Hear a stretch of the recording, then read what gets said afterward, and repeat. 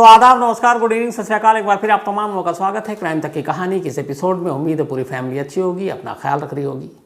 Sidhu Moosewala murder case का असली mastermind और कहूँ तो सबसे बड़ा वो क्रिमिनल जो अब तक कानून के शिकंजे से बाहर था, जेल के बाहर था, गोल्डी बराड़, वो गिरफ्तार हो गया है। तो गोल्डी बराड़ की पूरी गिरफ्तारी की आपको जानकारी दे दूंगा और उसके बाद आज की कहानी, क्योंकि आज की कहानी बेहद अजीब कहानी है। तो पहले गोल्डी बराड़ के बारे में अपडेट। आपको याद होगा कि सिद्धू मूसेवाला का जो कत्ल है 29 मई इसी साल हुआ था उन्हीं के गांव में, और इस कत्ल के पीछे लॉरेंस बिश्नोई गैंग का हाथ आया, का नाम आया था। अब लॉरेंस तो खुद जेल में पहले से ही है, तिहाड़ में।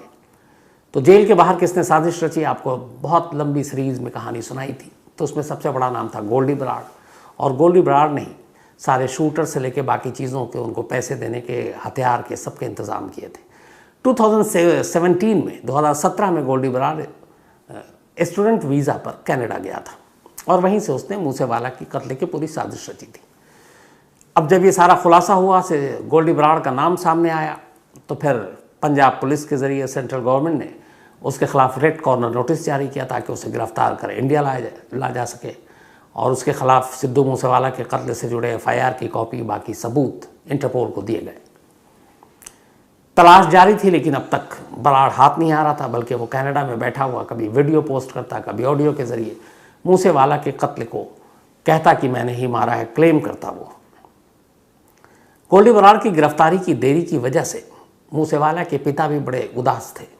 बलकौर सिंह जी ने भी हाल में ही, बल्कि इसी वीक के शुरुआत में, उन्होंने एक बयान दिया था और उन्होंने कहा था कि अगर भारत सरकार मदद करे, Indian police, Punjab police, Interpol, CBI, और तो कोशिश करे तो गोल्डी बराड़ को गिरफ्तार कर भारत लाया जा सकता है। यहाँ के कानून का फिर उसको सामना करना पड़ेगा। बल्कि उन्होंने ये तक कहा था कि गोल्डी बराड़ की गिरफ्तारी और उसे भारत लाने में अगर 2 करोड़ रुपए का इनाम का ऐलान कर दिया जाए तो बहुत सारे लोग उसके बारे में सुराग दे सकते हैं, उसे पकड़वा सकते हैं। और उन्होंने कहा कि ऐसा करना चाहिए। और उन्होंने कहा कि ये भी कहा कि अगर पुलिस या सरकार पैसे देने के लिए तैयार ना हो तो वो खुद 2 करोड़ रुपए देंगे। उनका ये भी कहना था कि मूसेवाला हर साल टैक्स के तौर पर ही 2 करोड़ रुपए सरकार को दिया करते थे। तो उन्होंने कहा मैं दूंगा 2 करोड़ रुपए, अगर कम पड़ेगा तो मैं अपनी ज़मीन बेच दूंगा, लेकिन मैं दूंगा। इत्तेफाक से उसकी नौबत नहीं आई, क्योंकि अब खबर आई कि गोल्डी बराड़ गिरफ्तार हुआ है। गोल्डी बराड़ की गिरफ्तारी 20 नवंबर को हुई। 20 नवंबर को दरअसल वो था कनाडा में, लेकिन जब से ये मूसेवाला मर्डर के बाद से ही इंटरपोल और रेड कॉर्नर नोटिस, तो कनाडा में उसे ये डर था कि पकड़ा ना जाए, तो बहुत कोशिश में था वहाँ से निकलने की। और वो इसी मकसद से पहुँचा अमेरिका के कैलिफोर्निया स्टेट में, सबसे बड़ा स्टेट है। और वहाँ पर वो कुछ कहते हैं कि 2 वकील से टच में था। वो ये कि किसी तरह से उसको वहाँ पे असलम दिला दिया जाए, मतलब वो वहाँ पे रह सके। अब ऐसे माफ़ी दिलाकर कहीं रहने के पीछे एक तर्क वजह दी जाती है, वो ये है। तो उसको ये था कि भारत में उसके साथ इंसाफ नहीं होगा, उसको वहाँ पे तंग किया जाएगा। लेकिन एक वकील को मालूम था उसके बारे में कि उसके ऊपर क्या चार्जेस हैं, उन्होंने उसका केस लड़ने से मना कर दिया। दूसरे वकील से अब वो कांटेक्ट कर ही रहा था कि इसी दौरान में कुछ वहाँ के उसने कानून तोड़े और कैलिफोर्नियाई पुलिस के हत्थे चढ़ गया। जब हत्थे चढ़ा तो खबर आई, पता चला ये गोल्डी बराड़ है। इसके बाद पता चला कि इसके खिलाफ रेड कॉर्नर नोटिस भी है। इंडियन अथॉरिटी को पता चला। इसके बाद उन्होंने वहाँ अमेरिका में अपने एम्बेसी के थ्रू कांटेक्ट किया और कैलिफोर्नियाई स्टेट पुलिस के साथ फिर कांटेक्ट में आए, और अब ये कंफर्म हो गया कि ये गोल्डी बराड़ ही है। इस वक्त वो कैलिफोर्नियाई पुलिस की कस्टडी में है। अब एक अच्छी खबर ये है कि अमेरिका के साथ हमारी ट्रीटी है, यानी अगर कोई हमारा वांटेड क्रिमिनल वहाँ पकड़ा जाए या उनका वांटेड हमारे यहाँ पकड़ा जाए तो हम एक दूसरे को ले दे कर लेते हैं। तो ट्रीटी है, और क्राइम, टेररिज्म, इन सब को लेकर कहते भी हैं कि अमेरिका ज़ीरो टॉलरेंस है। भारत के साथ रिश्ते भी ठीक ठाक हैं। तो उम्मीद यही है कि यहाँ से टीम जाएगी, और टीम जाने के बाद अब चूँकि पूरा मामला जो है वो पंजाब पुलिस के पास ज़्यादा है, तो पंजाब पुलिस की शायद कोई टीम जाए और उसको कैलिफोर्निया से लेकर इंडिया आए। इसमें कोई ज़्यादा रुकावट नहीं आनी चाहिए। पंजाब के चीफ मिनिस्टर, मुख्यमंत्री भगवंत सिंह मान ने बाकायदा रिकॉर्ड पे, कैमरे पे ये कहा है कि हाँ, गोल्डी बराड़ गिरफ्तार हो चुका है। तो अब इसमें कोई शक नहीं है कि वो गिरफ्तार नहीं हुआ। बस जो कुछ दिन है वो ये है कि उसके लाने में कोई कानूनी अड़चन तो नहीं आएगी। ट्रीटी के बावजूद कई ऐसे वैसे केसेस हुए हैं जब आने में कई बार कुछ चीज़ें अड़चन आ जाती है बीच में, तो ऐसा कुछ ना हो। अगर ऐसा नहीं होता, गोल्डी बरार यहाँ लाया जाता, तो इसका मतलब है कि सिद्धू मूसेवाला मर्डर केस के जितने बड़े खिलाड़ी थे, जो सारे बड़े क्रिमिनल थे इस केस, इस साजिश से जुड़े हुए, वो एक एक कर सब जेल की सलाखों के पीछे होंगे। सिर्फ एक गोल्डी बरार जो सबसे बड़ा मास्टरमाइंड, वो बाहर था। और मुझे लगता है कि इसी दिसंबर तक अगर सब कुछ ठीक रहा तो उसे भारत ले आ जाए, फिर यहाँ के कानून के हिसाब से उसके ऊपर मुकदमा चलेगा। उसके ऊपर और भी मर्डर के केसेस हैं। तो कुल मिलाकर सिद्धू मूसेवाला के चाहने वाले लोगों के लिए तमाम ये एक अच्छी खबर है कि मूसेवाला का जो कत्ल करने का मास्टरमाइंड था, कातिल, वो पकड़ा गया। अब आते हैं आज की कहानी के ऊपर। क्राइम की दुनिया के बारे में जितनी गहराई से आप सोचें, देखें, समझें, तो लगता है ये कैसे, कब, क्यों, फिर लगता है ये शायद इसके बाद ऐसा कुछ नहीं होगा। लेकिन क्या क्या लोग दिमाग लगाते हैं गलत काम करने के लिए। आज की कहानी झकझोर देने वाली एक कहानी है। होता यह है कि 12 नवंबर को, ये दिसंबर शुरू हुआ है, मतलब करीब 20 दिन पहले, 2 दिसंबर 20 दिन ही हुए, दिल्ली के पास से ग्रेटर नोएडा, जहाँ से मैं बैठा वहाँ आपको कहानी सुना रहा हूँ, करीब 25 किलोमीटर है, परी चौक। तो ग्रेटर नोएडा में 12 नवंबर को एक लाश मिलती है। लाश एक लड़की की थी। चेहरा बुरी तरह से जला हुआ था, गले पे चाकू के निशान थे, और चेहरा जला होने के बावजूद लाश के कपड़ों और बाकी चीज़ों से ज़्यादा पुलिस को मुश्किल नहीं आती उसकी शिनाख्त करने में। फ़ौरन लाश की बरामदगी के बाद ये पता चल जाता है कि ये लाश किसकी है। पता चला कि ये लाश पायल नाम की एक लड़की की, जिसकी उम्र 27 साल है, और ये वहीं बिसरख इलाके की रहने वाली है, ग्रेटर नोएडा में। अब लाश बरामद हुई, पुलिस ने तफ्तीश की, क्योंकि गले पे चाकू के निशान हैं, चेहरा जला हुआ है, तो जो भी कातिल था वो नहीं चाहता था कि उसका चेहरा जो है पहचान में आए। लेकिन अब पुलिस का माथा ये ठनका कि अगर कातिल नहीं चाहता है कि चेहरे के ज़रिए वो शिनाख्त उसकी हो पाए, तो फिर उसने कपड़े वपड़े क्यों छोड़े लाश के साथ। अमूमन अगर किसी को मारने के बाद उसकी आइडेंटिटी को छुपाना हो तो उससे जुड़ी हुई हर आइडेंटिटी को आप डिस्ट्रॉय कर देते हैं। पर यहाँ है कि चेहरा तो जला दिया कि चेहरा पहचान बिना है, लेकिन उसके तमाम कपड़े वपड़े वैसे ही छोड़ दिए। तो यहाँ पहला शक था पुलिस को। फिर भी पुलिस ने केस दर्ज किया, पता किया, तो पता चला कि 6 महीने पहले ही पायल के माँ और बाप दोनों ने खुदकुशी कर ली थी। दोनों की मौत हो चुकी है। अब जब ये पता चला तो पुलिस ने और डिटेल में जानकारी हासिल की, तो पता चला कि माँ बाप के ऊपर करीब 5 लाख रुपए का कर्ज था, और जिन लोगों ने कर्ज दिए थे वो 4 लोग थे, और वो तकाजा कर रहे थे, माँ बाप पैसे लौटा नहीं पा रहे थे। और इसी परेशानी के आलम में पायल के माँ बाप ने करीब मार्च के महीने में इसी साल खुदकुशी कर ली। अब माँ बाप के जाने के बाद घर में पायल और उसका एक भाई, और भाई की शादी हो चुकी थी, तो इसके अलावा कोई जानकारी नहीं मिली। खैर, लाश को घर वालों को सौंप दिया गया। पायल के भाई ने फिर अंतिम संस्कार भी कर दिया। अब पुलिस अपनी तफ्तीश कर रही है। इसी दौरान इस जगह से जहां पे ये लाश मिली पायल की, करीब 19 किलोमीटर दूर इसी ग्रेटर नोएडा में एक और इलाका, वहां के एक पुलिस स्टेशन में एक रिपोर्ट लिखाई जाती है। रिपोर्ट ये थी कि 28 साल की एक लड़की जिसका नाम है हेमा चौधरी, वो 12 नवंबर से लापता है।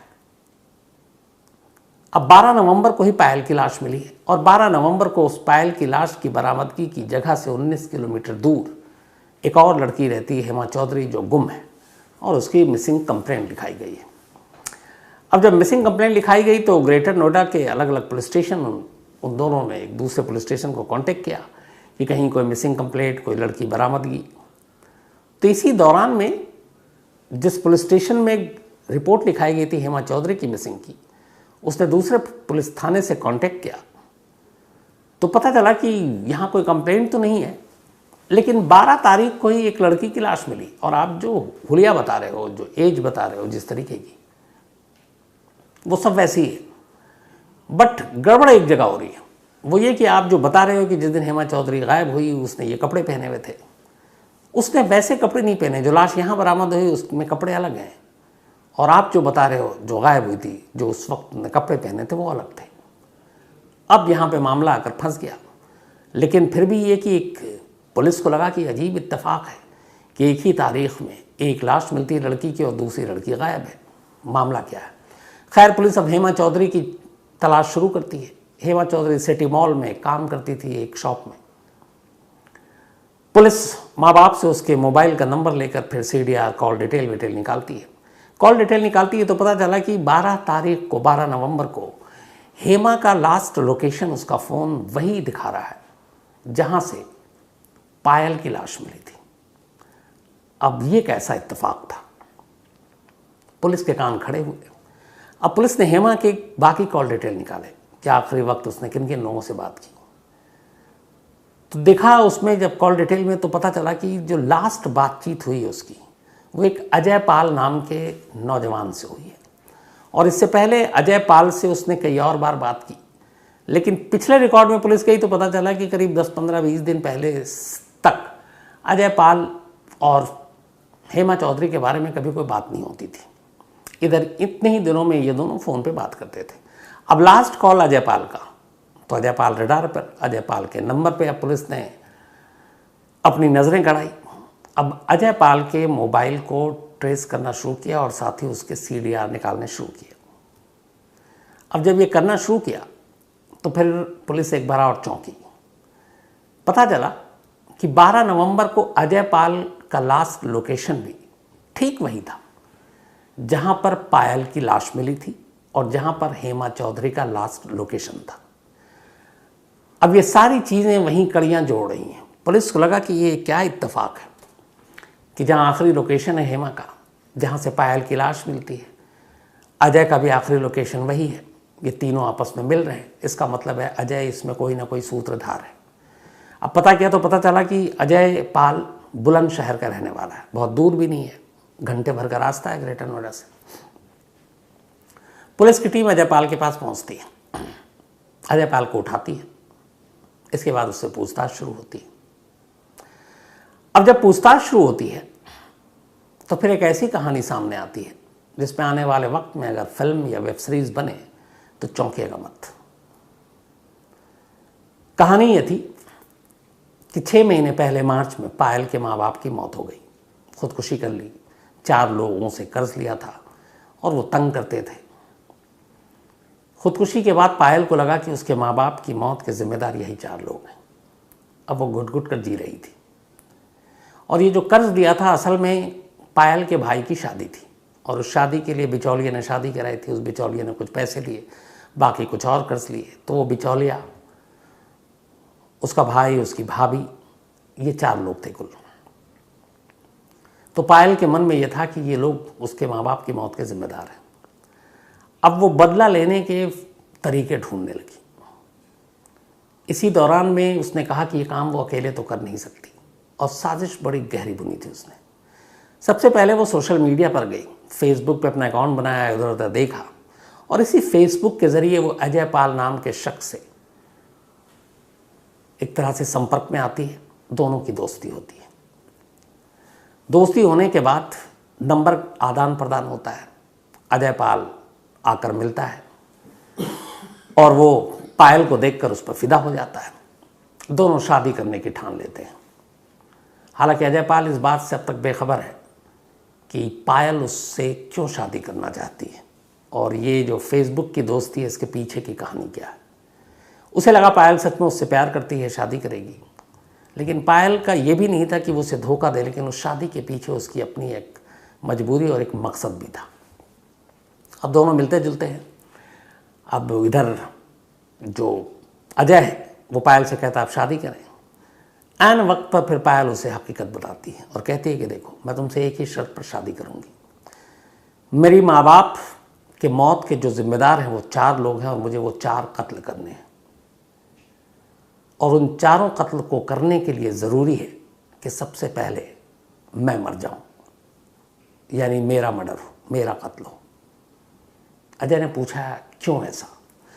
उसने कहा कि अगर एक बार दुनिया की नज़रों में मैं मर गई तो फिर जब वो 4 लोगों का कत्ल होगा तो किसी मुर्दे की तरफ कोई उंगली नहीं उठाएगा, क्योंकि मरा हुआ इंसान किसी का कत्ल नहीं करता। तो मैं पुलिस की रडार से बच जाऊंगी और इसीलिए मेरे ऊपर कोई उंगली ना उठाए, मेरे परिवार पर ना उठाए, मेरे भाई की तरफ ना उठाए।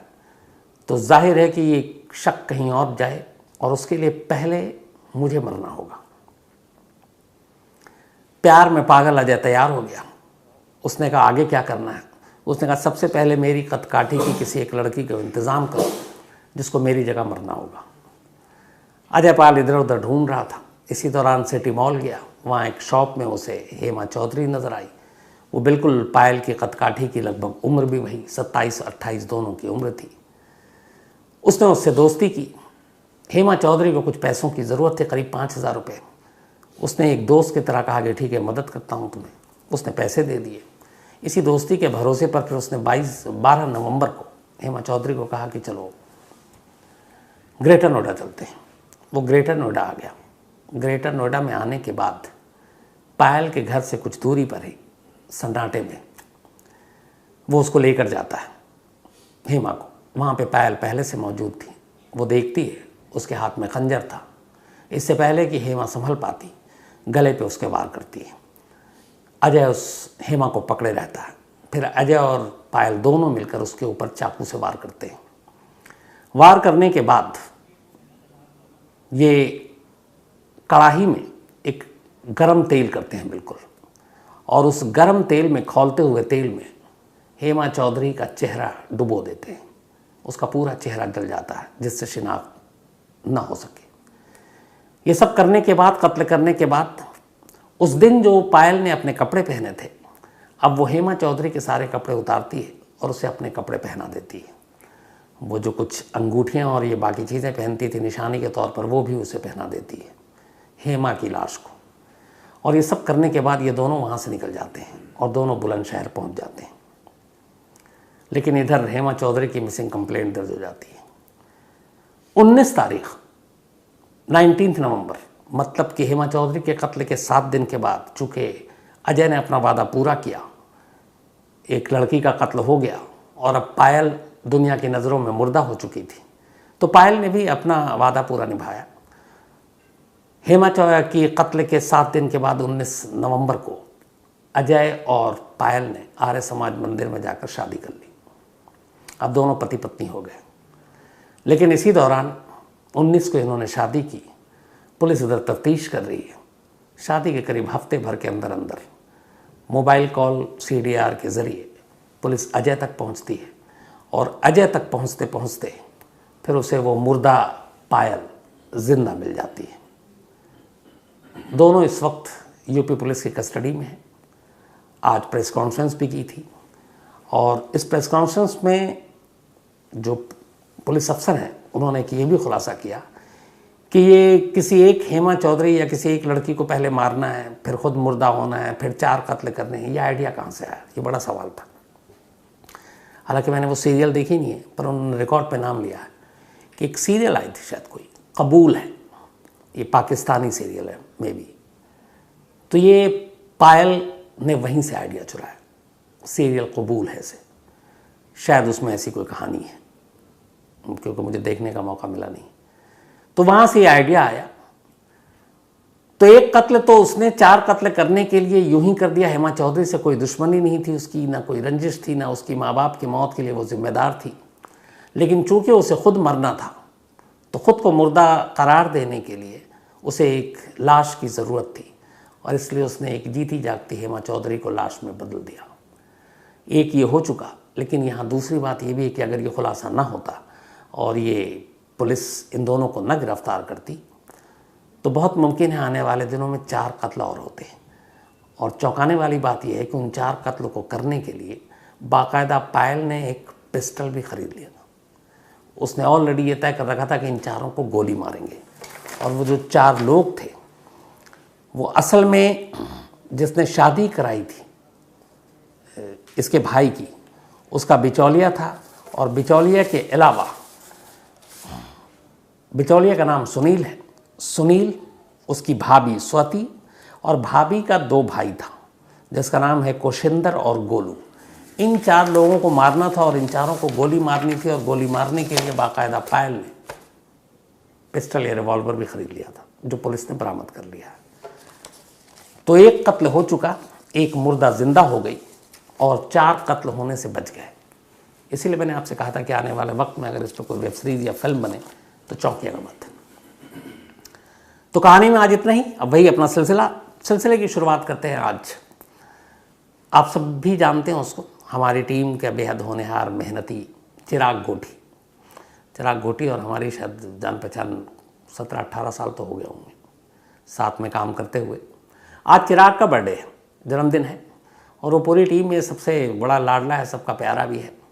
तो हैप्पी बर्थडे चिराग, तुम हमेशा खुश रहो, अच्छे रहो। बहुत ही अच्छा इंसान है, क्रिकेटर बहुत अच्छा है। लेकिन आज इसके बारे में खुलासा करता हूँ।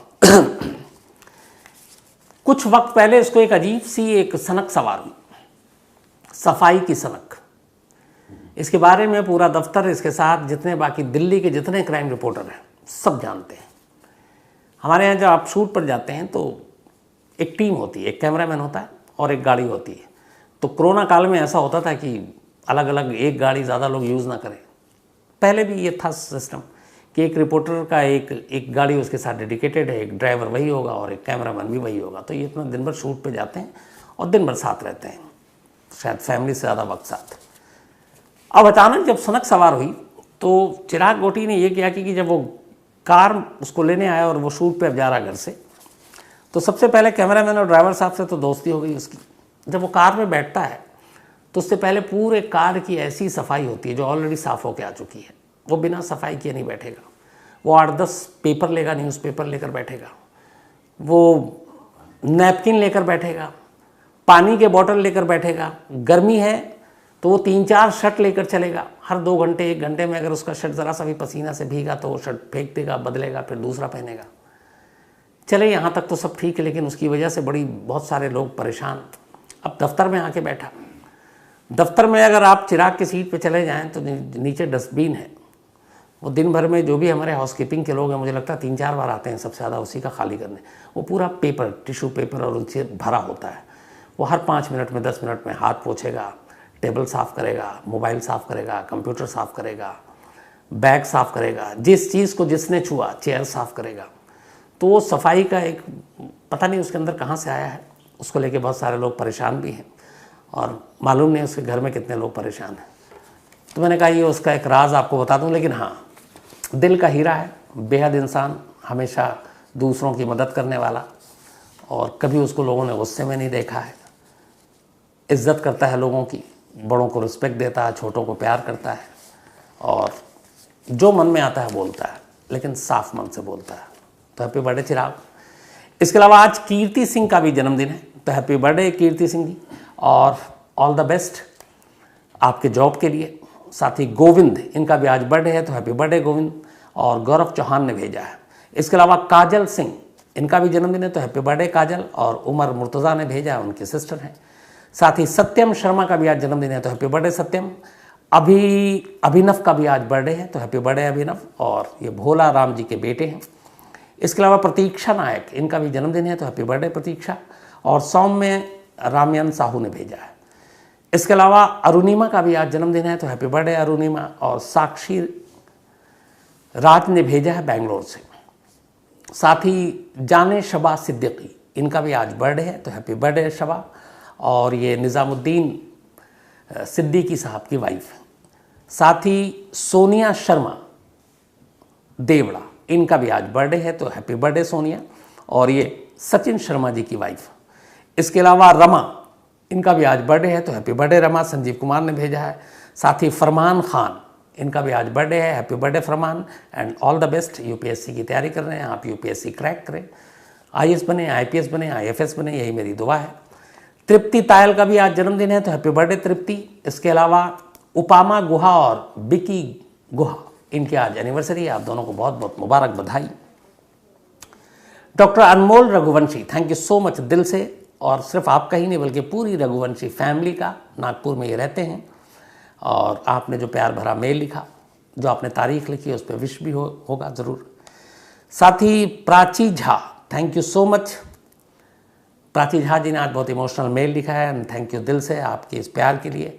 और मैं बिल्कुल बड़े भाई की ही तरह आपको बोल रहा हूँ, इसीलिए एकदम इमोशनल भी हूँ। बट आप हमेशा अच्छी रहें, खुश रहें और कभी पक्का ज़रूर मुलाकात होगी। साथ ही राम सिंह खंगारोत जी ने आज मार्मिक मेल लिखा है मुझे। ये डुडू जयपुर के पास है, वहाँ के रहने वाले हैं। और फिर से नाम लेता हूँ कि राम सिंह खंगारोत। इन्होंने कहा पिछली बार आपने नाम लिया था तो इनकी पत्नी को यकीन नहीं हुआ, उन्होंने कहा कि पूरा नाम नहीं लिया था। लेकिन इन्होंने जो कहानी लिखी है वो मैं आप लोगों के लिए ज़रूर शेयर करूँगा। मैं हमेशा कहता हूँ ईमानदारी से किया गया काम कोई भी छोटा नहीं होता। मेहनत और ईमानदारी, अगर आप हक और हलाल के पैसे कमाते हैं अपने परिवार के लिए, उसको खर्च करते हैं, तो उसमें कोई छोटा और बड़ा नहीं होता। मैं मतलब इस चीज़ को लेके मैं विदेशों में देखता हूँ, चाहे वो अमेरिका हो, कनाडा हो, बाकी जगह, वहाँ लोग हर काम करने में जो ईमानदारी से जुड़ा हो, जो मेहनत से जुड़ा हो, फ़ख्र महसूस करते हैं। अफसोस की बात है कि हमारे देश में बहुत सारे लोग आज भी बहुत सारे काम को छोटा और बड़ा उस नज़रिए से देखते हैं। ये नहीं देखते कि सामने वाला कम से कम मेहनत की कमाई खा रहा है। राम सिंह खंगरोत साहब को इस बात का दुख है, ये एक ट्रक ड्राइवर है, कि हमारी सोसाइटी, हमारा समाज ट्रक ड्राइवर को अच्छी नज़रों से नहीं देखता। इनका ये कहना है कि मेरी भी फैमिली है, बच्चे हैं और हम लोगों की भी एक ज़िंदगी होती है, लेकिन बड़ा बुरा लगता है जब हमारी फैमिली या हम लोग हमारे पेशे की वजह से लोग हमें नीची नज़रों से देखते हैं। तो राम सिंह जी मैं सैल्यूट करता हूँ और मैं हमेशा कहता हूँ, मैं तो ये भी कहता हूँ कि एक सफाई कर्मचारी भी जो सड़क पर हमारी गलियों में आकर झाड़ू लगाता है, उसको भी सैल्यूट करने की ज़रूरत है। इसलिए कि अगर वो एक दिन झाड़ू ना उठाए तो फिर आपका रहना दूभर हो जाएगा, आपके उस मोहल्ले में या सड़क पर चलना मुश्किल हो जाएगा। तो काम कोई भी छोटा बड़ा नहीं होता, मेहनत से किया गया हर काम अच्छा होता है। और मैं जानता हूँ ऐसे मुट्ठी भर लोग हैं, राम सिंह जी तो अफसोस करने की ज़रूरत नहीं, एक बड़ा तबका, एक बड़े लोग, वो कभी ऐसा नहीं सोचते। और फिर ट्रक की बात क्या करें, हमारी जो रोज़मर्रा की ज़रूरी चीज़ें हैं, अगर आप लोग ये ना पहुँचाएँ तो दूध, फल, सब्ज़ी, अनाज शायद एक शहर से दूसरे शहर, एक गांव से दूसरे गांव तक पहुंच ही नहीं पाएगा। तो इन सब का भी आप लोगों के लिए शुक्रिया, मतलब इसके लिए। साथ ही Rakesh Singh, thank you so much, और इन्होंने कहानी की फरमाइश की है। इसके अलावा सरबजीत सिंह यूके से हैं, इन्होंने भी एक मेल लिखा है मार्मिक कि जियो और जीने दो, ये जो जुर्म, क्राइम, ये सारी चीज़ें हो रही हैं उससे ये दुखी भी थे, हम सभी दुखी हैं और मैं आपकी बात से सहमत हूँ सरबजीत जी। साथ ही मनरूप सिंह जोधपुर से हैं, इन्होंने एक अजीब सा सवाल लिखा है। मैंने पहले सोचा इसको लूँ कि नहीं लूँ, लेकिन मुझे लगा कि लेना ज़रूरी है। मनरूप सिंह जी ने मुझसे पूछा है कि आप इतने सालों से आप क्राइम रिपोर्टिंग कर रहे हैं, आपको मतलब सबूत, सुराग, इन्वेस्टिगेशन सब के बारे में पता है। तो इनका सवाल मुझसे कि अगर मुझे कभी कोई परफेक्ट क्राइम करने का मौका मिला तो मैं क्या करूँगा और कैसे करूँगा। तो मनरूप सिंह जी, पहली बात तो ये कि ज़िंदगी में वो मौका कभी मिलना ही नहीं है, और अगर कभी ऐसा कोई सिचुएशन, ऐसा कोई मोड़ आया तो बिना सोचे हुए पहली चीज़ तो यही है कि आपको जो बेहतर लगे आप वो कीजिए, लेकिन क्राइम किसी कीमत पर नहीं कर सकते। किसी की जान लेने का आपको कोई हक ही नहीं है, और कोई भी क्राइम जो कानून तोड़ता है उसको करने का कोई मतलब नहीं है। उसके बारे में तो दिमाग में एक सेकंड के लिए सोचना भी नहीं चाहिए। तो आपका जो सवाल है कि कैसे करूँगा, जब करना ही नहीं है तो फिर कैसे का यहाँ पर सवाल नहीं उठता है। और दूसरा फिर आपके ये भी बताऊं कि परफेक्ट क्राइम, ये बड़ी गलतफहमी है, परफेक्ट क्राइम कभी होता नहीं है, कभी ना कभी ज़रूर पकड़ा जाता है।